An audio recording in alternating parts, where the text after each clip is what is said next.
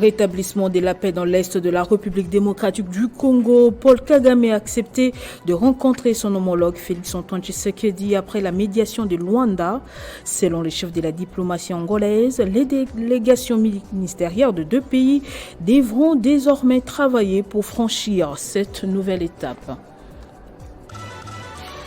Contentieux électoraux pour les législatives nationales, plusieurs repêchages et remplacements par la Cour constitutionnelle. Sur 1928 dossiers déposés, 49 ont été jugés recevables et fondés. Le verdict est tombé ce mardi. En sport, Ligue des champions de la CAF, le tout-puissant Mazembe croisera Petro Athletic d'Angola en quart de finale. Le verdict du tirage au sort effectué ce mardi au Caire, en Égypte. Nouveau journal sur Télé 50, bienvenue à tous. Médiation du président angolais João Lourenço en vue du rétablissement de la paix dans l'Est de la RDC. Paul Kagame a accepté de rencontrer son homologue Félix-Antoine Tshisekedi.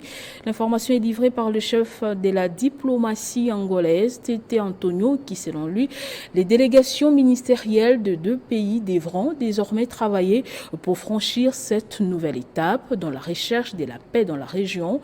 Cet accord intervient à un peu moins de 2 semaines après celui effectué par Félix-Antoine Tshisekedi. Cette position est-elle une distraction dès lors que les preuves sur le terrain démontrent à suffisance que c'est bien lui l'agresseur de la République démocratique du Congo? La question mérite d'être posée. Cet accord a été donné à l'issue d'une rencontre bilatérale entre Paul Kagame et les présidents angolais João Lourenço, médiateur de l'Union africaine. Le déplacement de Kagame à Luanda intervient un peu moins de 2 semaines après celui effectué par Félix Tshisekedi, qui avait donné son accord des principes exigeant par ailleurs le retrait du territoire congolais des troupes du RDF, force de défense rwandaise, la cessation des hostilités et les cantonnements des rebelles du M23 avant de rencontrer Paul Kagame. Selon les chefs de la diplomatie angolaise, Ted Antonio, qui a livré cette information, les délégations ministérielles des deux pays devront désormais travailler pour franchir cette nouvelle étape dans la recherche de la paix dans la région. Malgré ces rapprochements entre les Rwandais et la RDC, aussi malgré les appels à la désescalade sur les terrains au nord Kivu par exemple, des sources notent que plusieurs agglomérations ne cessent de passer sous les contrôles de la rébellion du M23 qui poursuit son offensive dans les territoires des Rutshuru. En rappel, Félix Tshisekedi et Paul Kagame se sont rencontrés pour la dernière fois dans la capitale éthiopienne Addis Abeba le 16 février. C'était à marge d'un sommet des dirigeants des l'UA lors d'un mini-sommet chapeauté par João Lourenço. Des pleurs, mais aussi des rires ce mardi à la Cour constitutionnelle sur les contentieux électoraux des législatives nationales. 49 affaires ont été jugées recevables et fondées sur 198, plutôt 1928 dossiers déposés à la Cour constitutionnelle.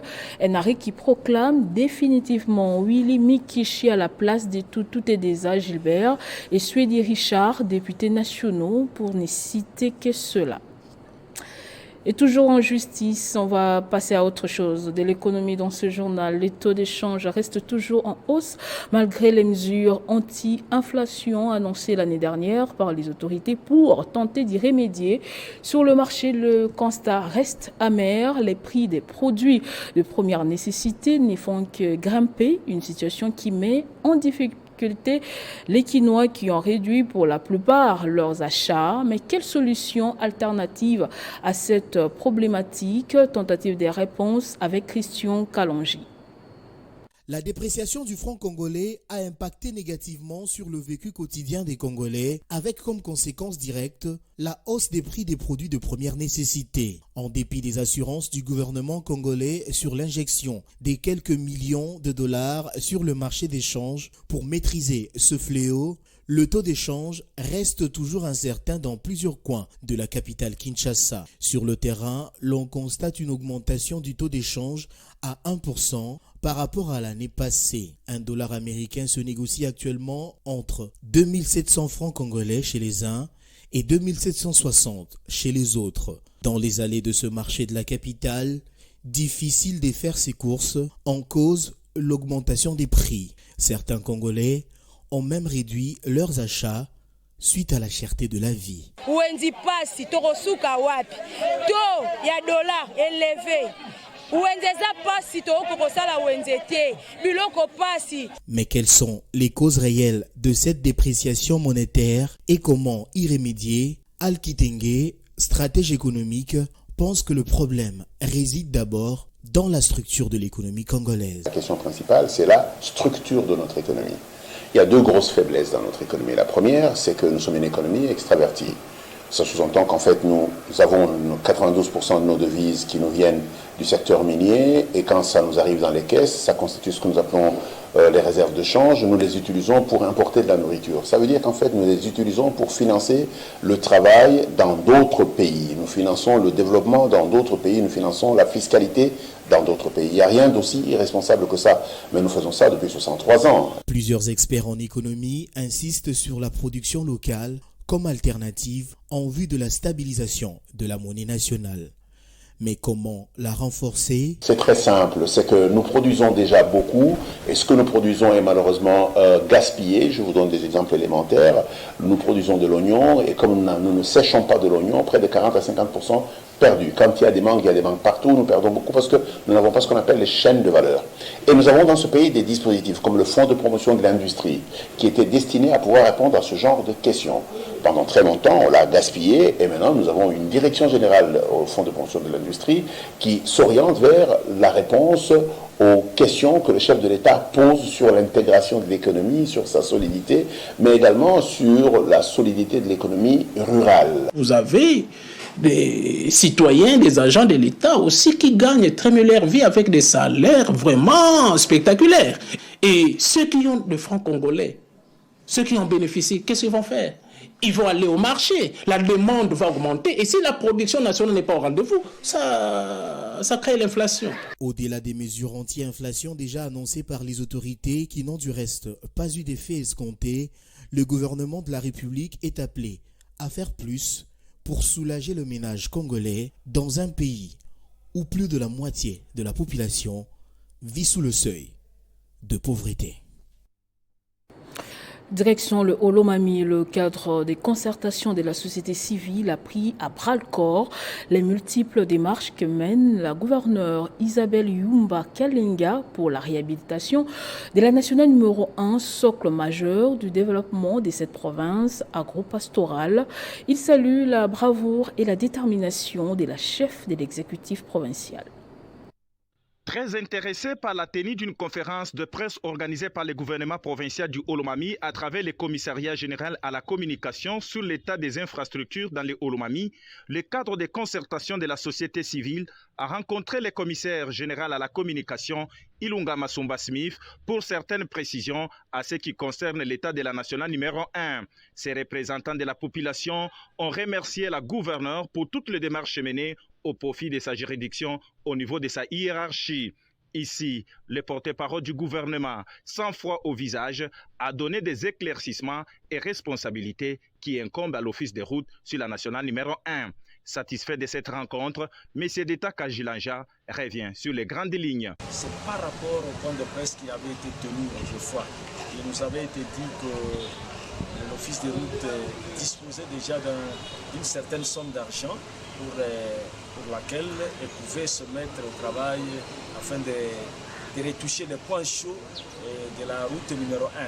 De sa part, le commissaire général à la communication salue la vision et la détermination de la société civile dans cette façon de voir les choses à intérêt communautaire. La société civile est aussi un organe qui accompagne aussi l'autorité provinciale ou le gouvernement provincial, l'exercice ou l'exécution du projet de société. Et ils ont loué les multiples démarches que mène la gouverneure du Olomami, Dr Imokalenga Isabelle, malgré les difficultés. Elle ne croise pas les bras, elle ne dort pas sur ses lauriers. Elle se dépasse ça et là pour trouver une solution sur la route nationale qui est même le socle majeur du développement parce que cette route-là est réputée délabrée. En mission officielle à Lubumbashi, dans le Haut-Katanga, le ministre national des Transports, voies des communications et désenclavement Marc Ekila a mis en service les 5 locomotives neuves acquises par la SNCC sur les 10 commandées ce lundi 11 mars.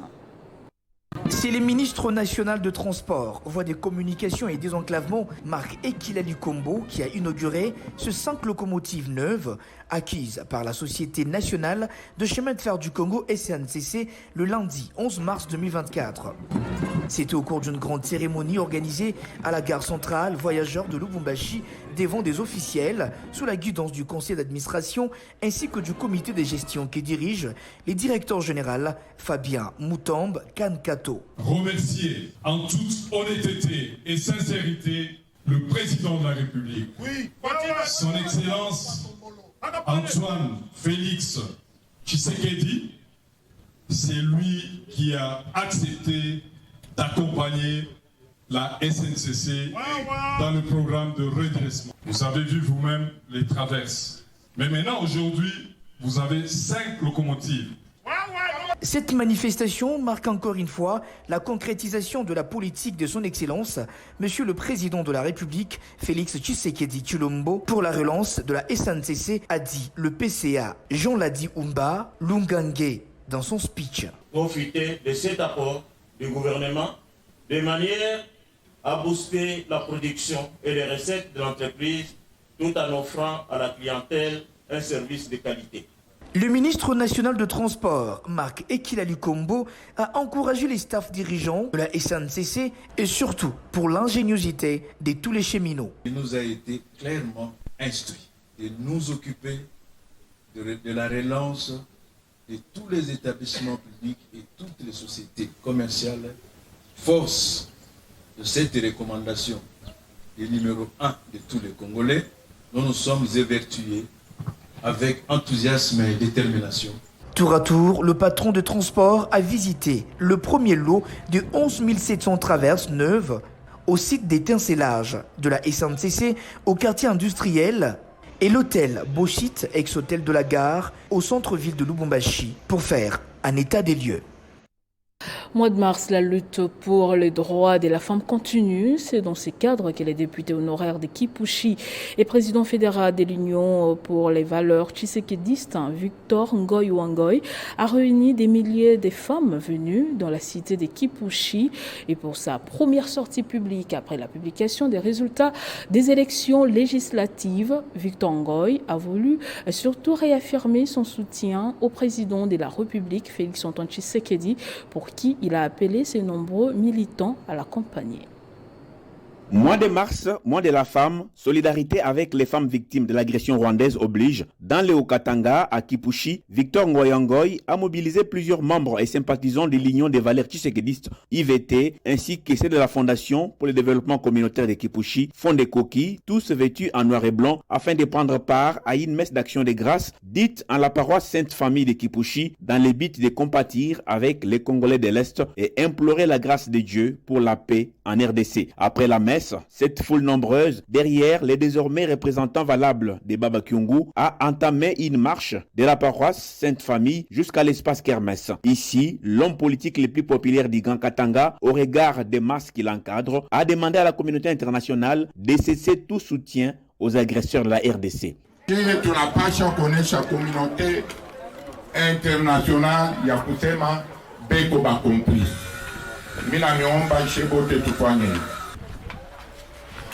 Malgré son échec aux dernières élections, Victor Ngoy Wangoy reste de marbre derrière le chef de l'État, Félix Antoine Tshisekedi Tshilombo, pour la réussite de son second mandat. La population de Kipushi, qui compte sur lui, espère voir le chef de l'État lui confier un poste de responsabilité dans le Haut-Katanga. Malgré que Arishine, mwangaria iku Mukongo hii population yake hii, tuko ba mingi sana, ata Arishine, mais Mungu amsaidi, na bamukumbuke, ata kunomination, bamutafutie kofwashi. Victor Ngoy Wangoy restera encore et toujours plus proche de sa population.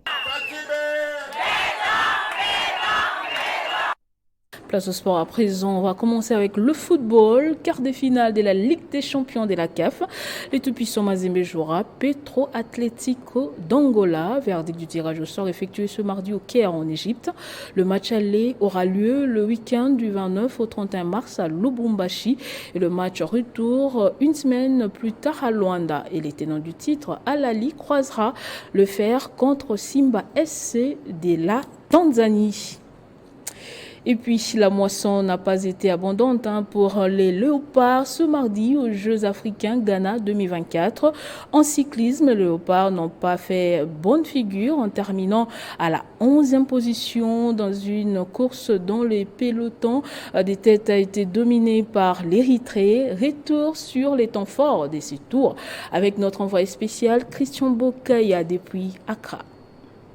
Pour le critérium qui s'est couru ce mardi, les léopards n'ont pas affiché un visage séduisant. À chaque fois, les pelotons ont été dominés soit par l'Afrique du Sud, soit par l'Érythrée, soit par l'Éthiopie. Il fallait faire 20 tours de 2 km pour les filles et 20 tours de 2,8 km pour les hommes. Et le manque de préparation a certainement trahi les léopards dans ce Jeux africains d'Accra. Il y a même un athlète qui a dû abandonner la course alors que elle était encore en cours. Il s'agit bien sûr de Joël Kiaviro qui a été bien sûr aligné dans la catégorie de U23. J'avais un programme et puis j'ai raté au moins 5 jours. Et un athlète, si une fois tu perds 5 jours, ça pédaler. Là j'étais en attente du billet, mais ça a marché aux dernières minutes, c'était bon. Et aussi, une chose que vous devez savoir, je n'étais pas vraiment prévu pour compétir cette compétition. Donc dans mes plans, j'avais déjà prévu avec le coach national que je vais faire la course en ligne et puis la course contre la montre individuelle et par équipe. C'est ce qui a été prévu pour moi. Et aujourd'hui, j'ai compéti en fait que mes jambes, en fait que je puisse relancer encore mes jambes. Mais je me sens très bien. J'ai abandonné aujourd'hui. La course a été dure, c'est qui est sûr. Ouais, c'est ça. Les petits points obtenus leur permettront quand même de pouvoir améliorer leur classement à l'Union cycliste internationale. Sinon, on attendra voir ce que ces léopards vont nous proposer lors de la prochaine étape, puisque la prochaine étape, c'est déjà la course contre la montre, le 14, et la RDC ne va aligner que les léopards messieurs selon le programme bien sûr de cette fédération ici sur place. Et voilà ce qu'on peut dire, puisqu'hier la lutte avait donné 3 médailles en bronze bien sûr, plus une gagnée bien sûr dimanche. On attend voir aussi du côté d'autres disciplines, puisque je rappelle qu'il y a le basketball, le handball qui devront aussi faire leur entrée en liste. C'était depuis Accra, Christian Bokaya pour le compte de Télé 50. Merci Chris, qu'on va retrouver très prochainement, sûrement avec de bons résultats. Ce journal est terminé, place au rappel des titres. Rétablissement de la paix dans l'est de la RDC. Paul Kagame a accepté de rencontrer son homologue Félix Antoine Tshisekedi après la médiation de Luanda. Selon le chef de la diplomatie angolaise, les délégations ministérielles de 2 pays devront désormais travailler pour franchir cette nouvelle étape. Contentieux électoraux pour les législatives nationales, plusieurs repêchages et remplacements par la Cour constitutionnelle. Sur 1928 dossiers déposés, 49 ont été jugés recevables et fondés. Le verdict est tombé ce mardi. En sport, Ligue des champions de la CAF, le tout-puissant Mazembe croisera Petro Athletic d'Angola en quart de finale. Verdict du tirage au sort effectué ce mardi au Caire, en Égypte. Merci de nous avoir suivis partout. L'information reste en continu et en temps réel sur votre télévision.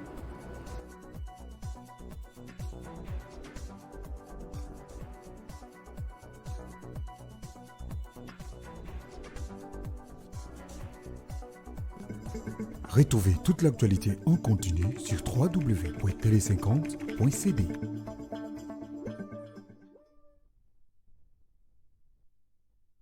FFN, cabinet du directeur général. Communiqué de presse.